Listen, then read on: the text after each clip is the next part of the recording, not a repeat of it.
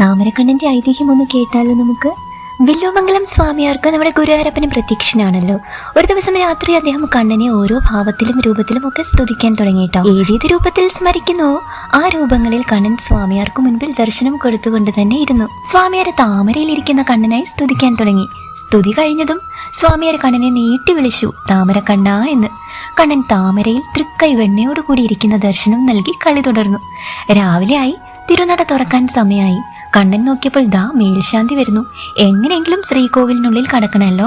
കണ്ണൻ അമ്പലത്തിലേക്ക് ഓടി, പിന്നാലെ നമ്മുടെ സ്വാമിയാരും. അപ്പോഴേക്കും മേൽശാന്തി എത്തി. ഉള്ളിലേക്ക് കയറാൻ നോക്കിയപ്പോൾ വാതിൽ താക്കോലിട്ട് തുറക്കാൻ പോകുന്ന മേൽശാന്തിയാണ് നമ്മുടെ കള്ളക്കണ്ണൻ കാണുന്നത് കേട്ടോ. അദ്ദേഹം വാതിൽ തുറക്കുന്നതിന് മുൻപ് ഉള്ളിൽ കയറണമെന്ന് കരുതിയ കണ്ണൻ വടക്കേ ചുമരിലൂടെ, അതായത് നമ്മുടെ മണിക്കിണറിന് സമീപമുള്ള ആ ചുമരിലൂടെ ഉള്ളിൽ കയറി. ഹരേ കൃഷ്ണ, കണ്ണന്റെ ഓരോ ലീലകൾ കണ്ടില്ലേ. ആ സമയത്ത് താമരപ്പൂവിലിരിക്കുന്ന ബാലരൂപത്തിലായിരുന്നു നമ്മുടെ കണ്ണൻ.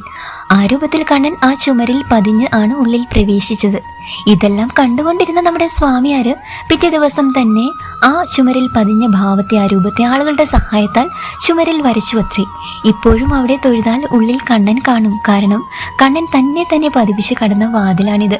ഇതാണ് കേട്ടോ ഗുരുവായൂരിലെ നമ്മുടെ താമരക്കണ്ണന്റെ ഐതിഹ്യം.